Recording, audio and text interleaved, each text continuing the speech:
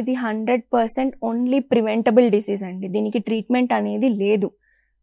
ఒకసారి సిమ్టమ్స్ వచ్చాక దాని ట్రీట్మెంట్ ఇప్పటివరకు లేదండి. ప్రివెన్షన్ మాత్రం 100% ఉంది. ఇన్ కేస్ మీకు గనక కుక్క కరిచినా, కుక్క గీరినా, కుక్క లాలాజలం మీకు టచ్ అయినా కానీ వెంటనే డాక్టర్ దగ్గరికి వస్తే మేము దాన్ని కేటగరైజ్ చేసుకుంటాం. కేటగిరీ 1, 2, 3 అని ఉంటాయి.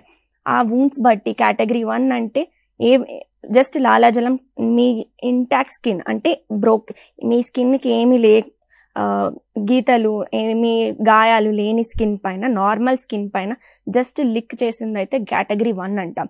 అదే కేటగిరీ 2 అయితే జస్ట్ మీ స్కిన్ బ్రేక్ అయ్యి చిన్న చిన్న గీతలు, చిన్న చిన్న రాసుకుపోయి బ్లడ్ రాకుండా ఉంటే దాన్ని కేటగిరీ 2 అంటాం. అదే కేటగిరీ 3 అంటే బాగా డెప్త్ ఉన్న వూండ్స్, దాంట్లో బ్లీడింగ్ వచ్చే వూండ్స్ని దాన్ని కేటగిరీ 3 అంటాం.